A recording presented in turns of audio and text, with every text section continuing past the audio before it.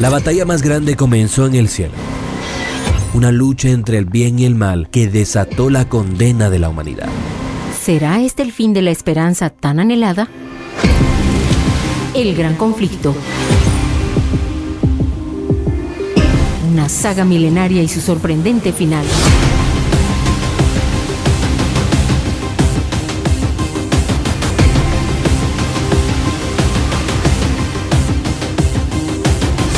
Una producción de Unión Radio Guatemala.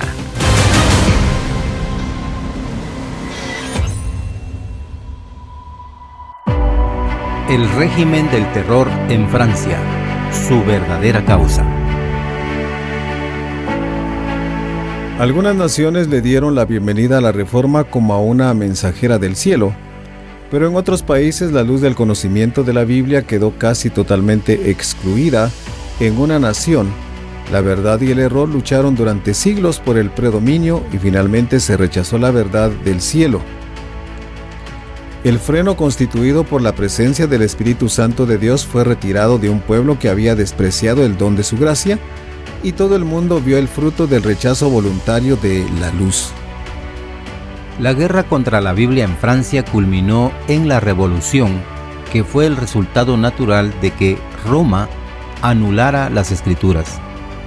Lo que ocurrió luego presentó la más notable ilustración que jamás se haya visto del efecto de las enseñanzas de la Iglesia romana. Juan, autor del Apocalipsis, señala los terribles resultados que habían de verse en Francia por el dominio del hombre de maldad. Dice Apocalipsis 11, versículos 2 al 11.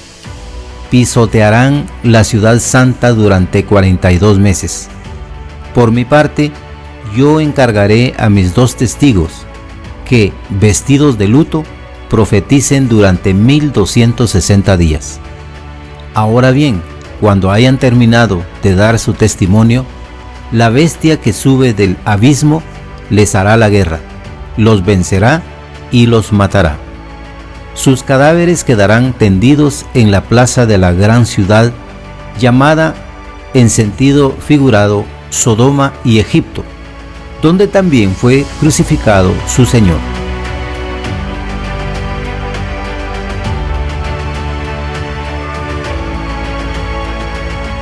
Los habitantes de la tierra se alegrarán de su muerte y harán fiesta e intercambiarán regalos, porque estos 2 profetas les estaban haciendo la vida imposible. Pasados los 3 días y medio, entró en ellos un aliento de vida enviado por Dios, y se pusieron de pie, y quienes los observaban quedaron sobrecogidos de terror. Los 42 meses y los 1260 días se refieren al mismo tiempo, es decir, el tiempo durante el que la Iglesia de Cristo sufriría opresión a manos de Roma. Los 1260 años comenzaron en el 538 y terminaron en 1798. En esa fecha, un ejército francés tomó prisionero al Papa, quien murió en el exilio. La jerarquía papal a partir de entonces nunca volvió a tener el mismo poder que poseía anteriormente. La persecución de la Iglesia no continuó durante todo el tiempo de los 1260 años. Dios, como una manifestación de su misericordia hacia su pueblo, acortó el tiempo de la prueba terrible por medio de la influencia de la Reforma. Los 2 testigos representan las escrituras del Antiguo Testamento y el Nuevo Testamento, testimonios importantes del origen y la perpetuidad de la ley de Dios y también del plan de salvación. Yo encargaré a mis 2 testigos que, vestidos de luto, profeticen durante 1260 días. Cuando se proscribió la Biblia y su testimonio fue pervertido, cuando los que se atrevieron a proclamar sus verdades fueron traicionados, torturados, martirizados por su fe u obligados a huir, entonces los fieles testigos profetizaron vestidos de luto. Aún en los tiempos más oscuros, personas fieles recibieron sabiduría y autoridad para declarar la verdad de Dios. Si alguien quiere hacerles daño, ellos lanzan fuego por la boca y consumen a sus enemigos. Así habrá de morir cualquiera que intente hacerles daño. Apocalipsis 11:5. Los seres humanos no pueden atropellar impunemente la palabra de Dios. Cuando los dos testigos estaban terminando su obra en la oscuridad, la bestia que sube del abismo les hará la guerra. Aquí se presenta una nueva manifestación del poder satánico. La política de Roma había sido, mientras profesaba reverencia por la Biblia, mantenerla cautiva en un idioma desconocido y oculta del pueblo. Bajo su gobierno, los testigos profetizaron vestidos de luto, pero la bestia que sube del abismo haría guerra abierta y declarada contra la palabra de Dios. La gran ciudad en cuyas calles son asesinados los testigos y donde yacen sus cuerpos muertos es, en sentido figurado, Egipto, de todas las naciones mencionadas en la historia bíblica. Egipto fue la que negó más temerariamente la existencia del Dios vivo y resistió sus mandatos. Ningún monarca jamás se aventuró a resistir con tanto descaro la autoridad del cielo como el faraón de Egipto. Ni conozco al Señor, ni voy a dejar que Israel se vaya, dijo en Éxodo capítulo 5 versículo 2. Esto es el ateísmo, y la nación representada por Egipto se haría eco de una negación similar de Dios y manifestaría un espíritu de desafío similar. La gran ciudad también es comparada en sentido figurado a Sodoma.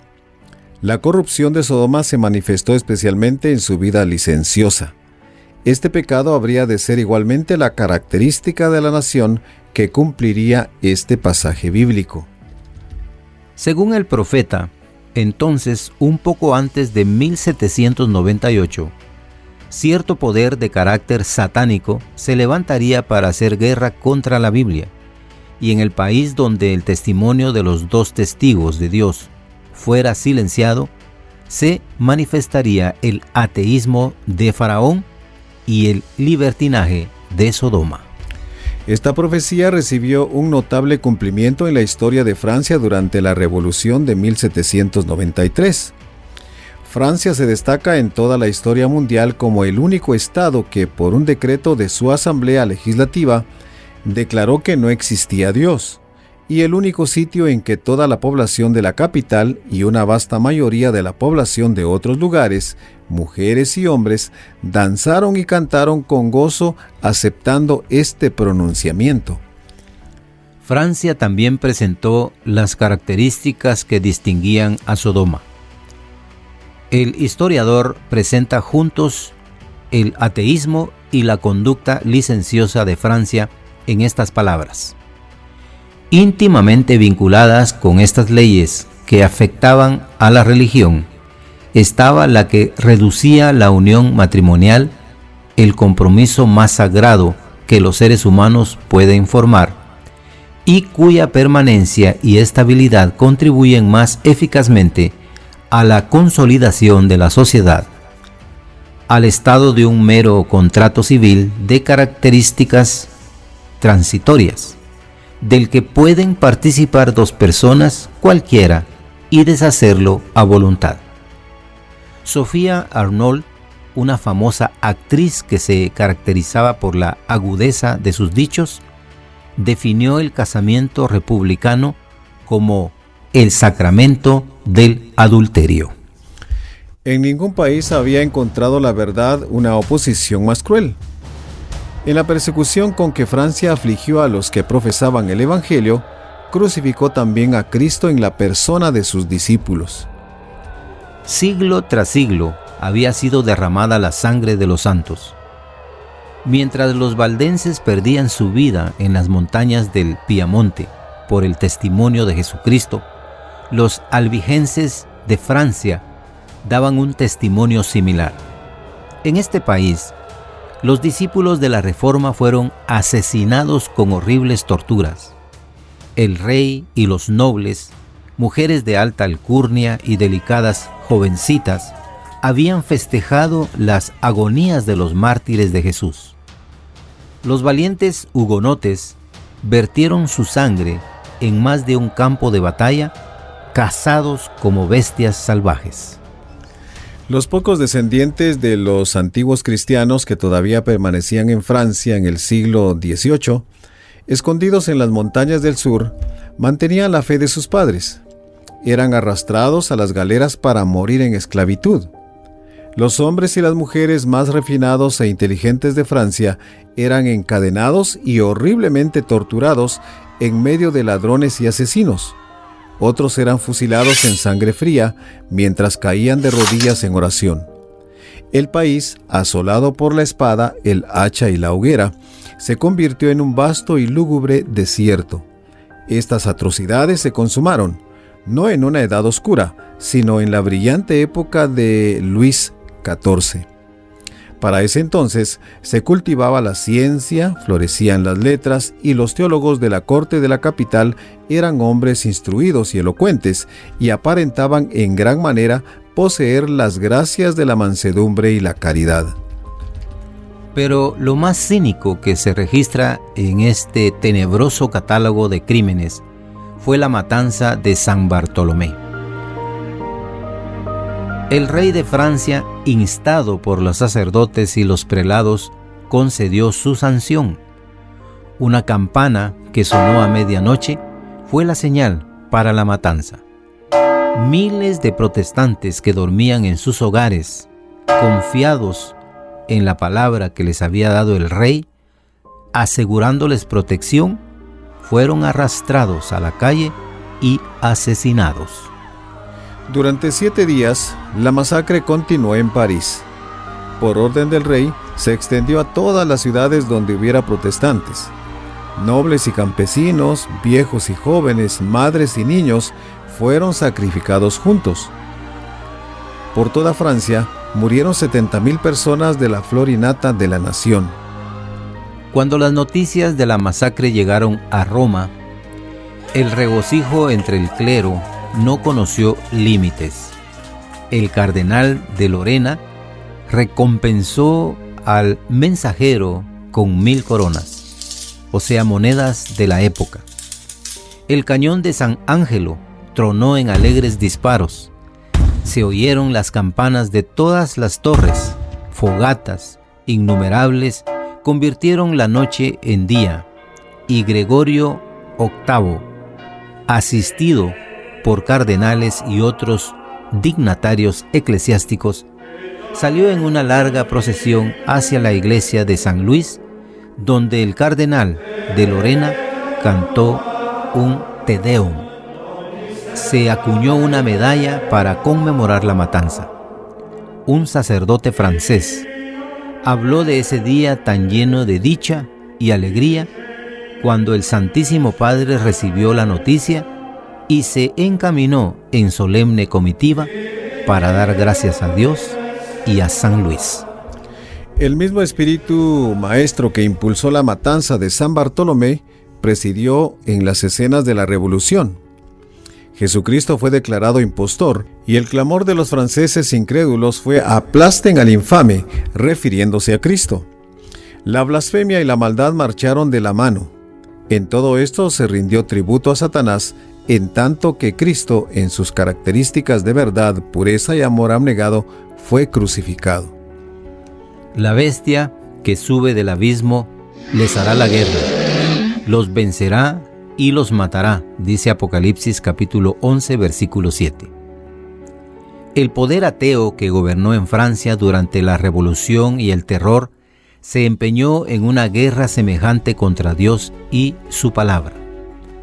La Asamblea Nacional abolió el culto a la deidad. Se recogieron Biblias para quemarlas públicamente. Las instituciones de la Biblia fueron abolidas. Se suprimió el día de descanso semanal y en su lugar se dedicó cada 10º día a la parranda. Se prohibieron la comunión y el bautismo. Anuncios colocados en los cementerios declaraban que la muerte era un sueño eterno. Se prohibieron todos los cultos religiosos excepto el de la libertad y la patria. El obispo constitucional de París fue traído para declarar ante la convención que la religión que él había enseñado por tantos años era, en todo respecto, una tramoya del clero que no tenía fundamento ni en la historia ni en la verdad sagrada. Negó en términos explícitos y solemnes la existencia de la divinidad a cuyo culto él se había consagrado. Los habitantes de la tierra se alegrarán de su muerte y harán fiesta e intercambiarán regalos, porque estos dos profetas les estaban haciendo la vida imposible, nos dice Apocalipsis 11:10. La Francia incrédula había silenciado la voz de reprensión de los dos testigos de Dios. La palabra de Dios yacía muerta en sus calles, y los que odiaban la ley de Dios se regocijaron. Las personas desafiaban públicamente al Rey del Cielo. Uno de los sacerdotes del nuevo orden dijo: Dios, si existes, toma venganza de las injurias que se hacen en tu nombre. Yo te desafío. Permanece silencioso. No te atreves a enviar tus juicios. ¿Quién después de esto creerá en tu existencia? ¿Qué eco tan fiel de la pretensión de Faraón? ¿Y quién es el Señor para que yo le obedezca? Dice el necio en su corazón: no hay Dios, según Salmos 14:1. Y el Señor declara: todo el mundo se dará cuenta de su insensatez. Segunda Timoteo capítulo 3 versículo 9. Después que Francia renunció al culto del Dios viviente, descendió a un estado de idolatría degradante por el culto a la diosa Razón, una mujer libertina. Y esto ocurrió en el seno de la Asamblea Representativa de la Nación. Una de las ceremonias de aquella ocasión de locura es sin paralelo por lo absurdo combinado con lo impío. Cuando la diosa fue traída a la convención, el orador la tomó de la mano y volviéndose a la asamblea dijo: Mortales, dejen de temblar ante los juicios imponentes de un Dios creado por sus temores. De hoy en adelante reconozcan que no hay divinidad alguna fuera de la razón. Les ofrezco su más noble y pura imagen. Si necesitan tener ídolos, ofrezcan sacrificios solamente a los que sean como este. Después de que el presidente abrazara a la diosa, la montaron sobre una magnífica carroza y la condujeron a la catedral de Notre Dame, para que tomara el lugar de la divinidad. Allí fue elevada sobre el altar mayor y recibió la adoración de todos los presentes. El papismo comenzó la obra que el ateísmo estaba precipitando a Francia a la ruina. Los escritores, al referirse a los horrores de la revolución, dicen que de estos excesos hay que culpar al trono y a la iglesia. En estricta justicia, quien debe ser culpada es la iglesia. El papismo había envenenado la mente de los reyes contra la reforma. El genio de Roma inspiró la crueldad y la opresión que ahora procedían del trono. Donde se recibió el evangelio, las mentes del pueblo fueron despertadas. Este comenzó a sacudir las cadenas que lo habían mantenido esclavo de la ignorancia y la superstición. Los monarcas lo vieron y temblaron por su despotismo. Roma no se demoró en enardecer sus celosos temores. El Papa le dijo al regente de Francia, en 1525, esta manía, el protestantismo, no solamente confundirá y destruirá la religión, sino todos los principados, la nobleza, las leyes, el orden y las jerarquías. Un nuncio papal le advirtió al rey: los protestantes derribarán todo el orden civil y religioso. El trono está en tanto peligro como el altar. Desafortunadamente, Roma tuvo éxito en predisponer a Francia contra la Reforma. La enseñanza de la Biblia habría implantado en los corazones del pueblo principios de justicia, temperancia y verdad, que son la piedra angular de la prosperidad de una nación. La justicia enaltece a una nación, dice Proverbios 14:34.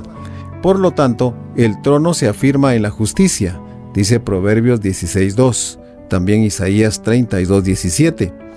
El que obedece la ley divina con toda seguridad respetará y obedecerá las leyes del país. Francia prohibió la Biblia. Siglo tras siglo, personas de integridad, de fortaleza intelectual y moral, que tenían fe para sufrir por la verdad, sufrieron como esclavos en las galeras, perecieron en la hoguera o fueron dejados para podrirse en los calabozos. Miles encontraron seguridad en la huida durante 250 años después de iniciada la Reforma. Casi no hubo una generación francesa durante ese largo periodo que no presenciara cómo los discípulos del Evangelio huían ante la furia delirante del perseguidor, llevándose consigo la inteligencia, las artes, la industria y el orden, en los que por regla general se destacaban en forma prominente para enriquecer los países en los que encontraron asilo. Si todos los que huyeron hubieran sido retenidos en Francia, cuán grande, próspero y feliz hubiera sido el país. Un modelo para las naciones.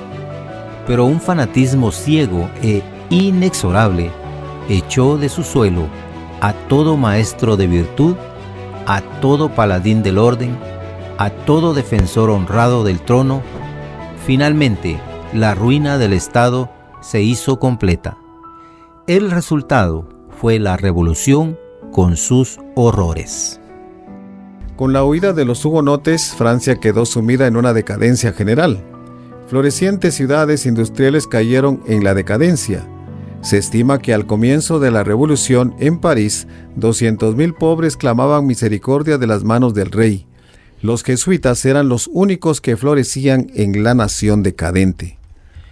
El Evangelio habría traído a Francia la solución de los problemas que tenían perplejos al clero, al rey y a los legisladores, y que finalmente precipitaron a la nación en la ruina.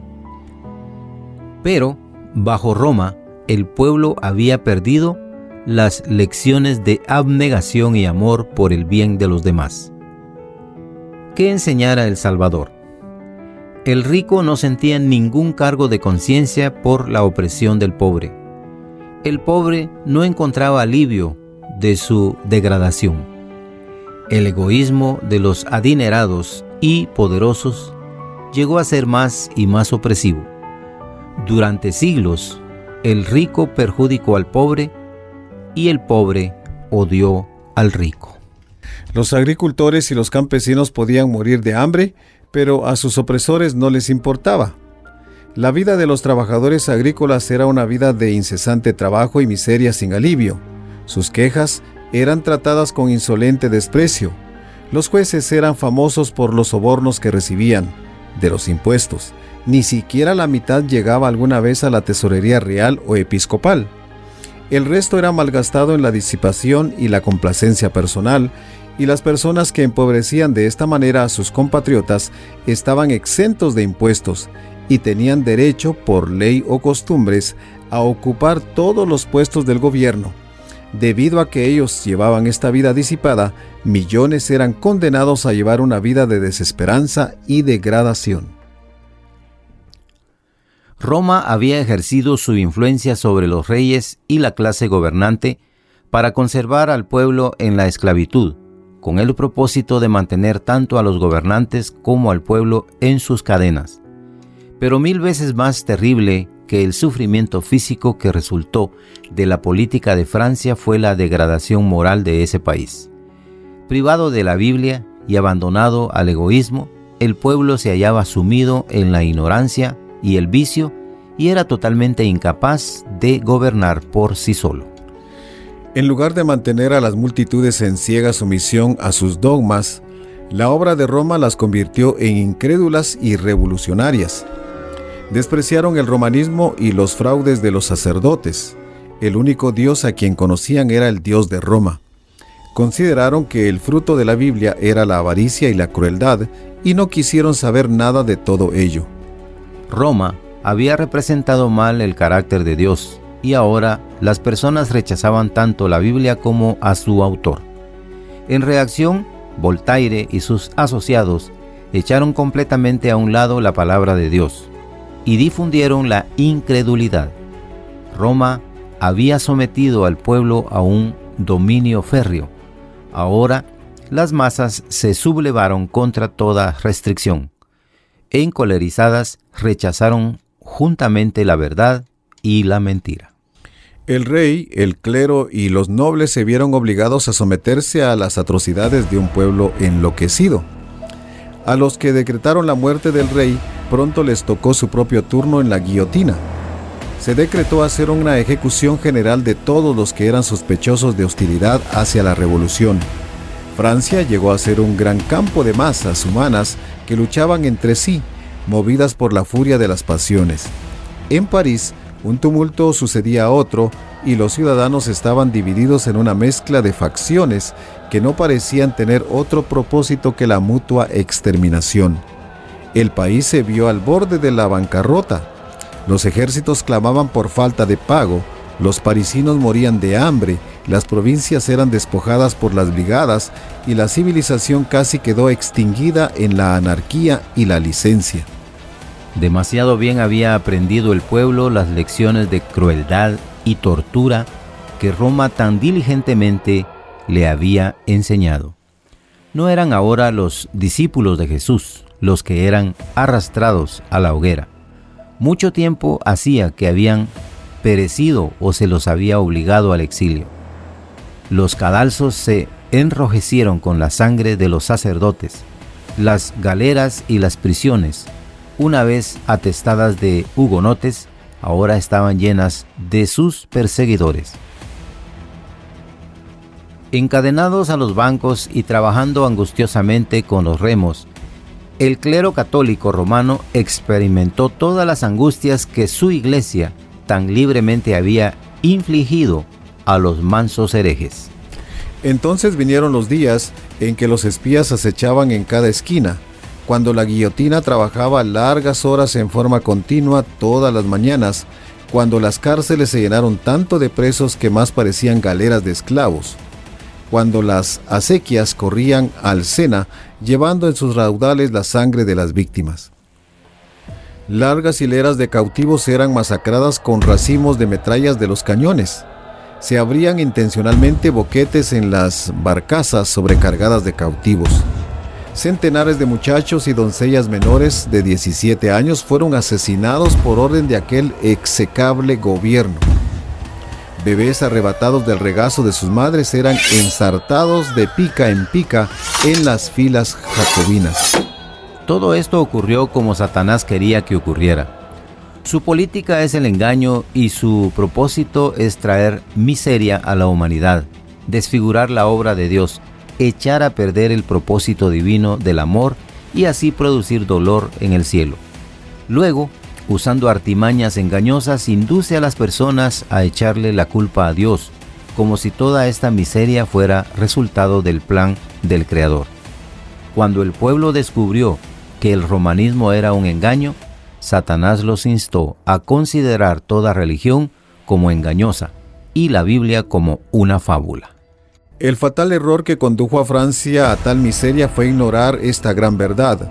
La verdadera libertad yace dentro de los límites de las prohibiciones de la ley de Dios. Si hubieras prestado atención a mis mandamientos, tu paz habría sido como un río, tu justicia como las olas del mar, dice Isaías 48:18. Los que no aprenden esta lección leyendo el libro de Dios, tendrán que aprenderla de la historia. La transgresión de una ley justa y santa inevitablemente produce la ruina. El espíritu restrictivo de Dios, que impone un límite al poder cruel de Satanás, quedó anulado en gran medida, y aquel cuyo deleite consiste en la desgracia de los seres humanos tuvo libertad para hacer su voluntad. A los que habían elegido la rebelión se les permitió que cosecharan sus frutos. El país se llenó de crímenes.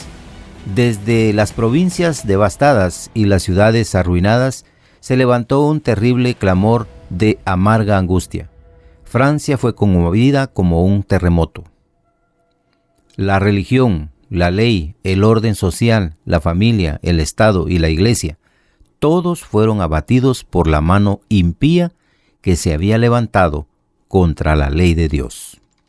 Los fieles testigos del Señor, sacrificados por el poder blasfemo que sube del abismo, no habían de permanecer por mucho tiempo en el silencio.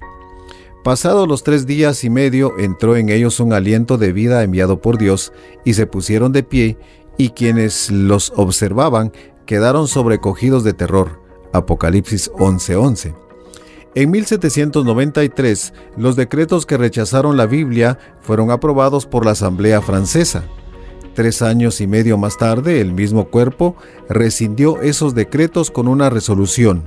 Las personas reconocieron la necesidad de la fe en Dios y su palabra como el fundamento de la virtud y la moralidad.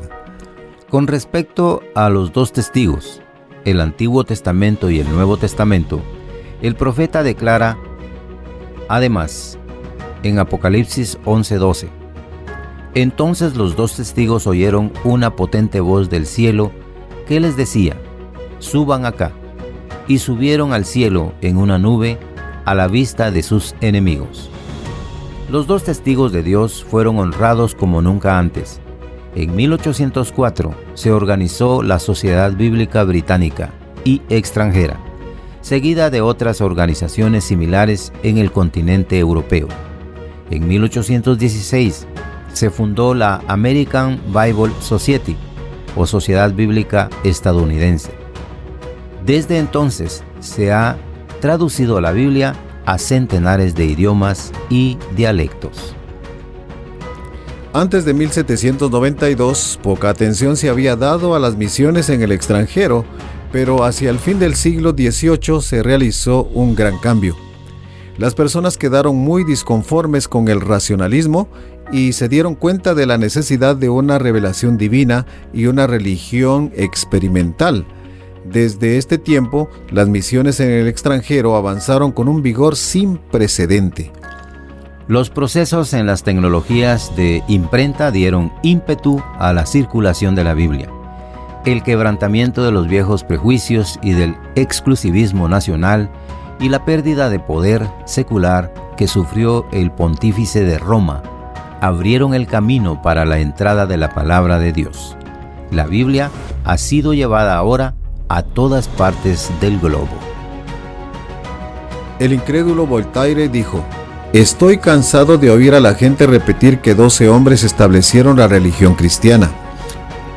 Yo probaré que un solo hombre puede ser suficiente para derrocarla. Millones se han unido en la guerra contra la Biblia, pero este libro está muy lejos de haber sido destruido. En lugares donde había 100 ejemplares en los días de Voltaire, hay ahora 100.000 volúmenes del libro de Dios.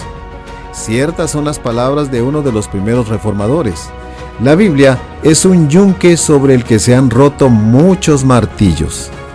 Lo que se edifica sobre la autoridad del ser humano será derribado, pero lo que se funda en la roca de la palabra de Dios permanecerá para siempre.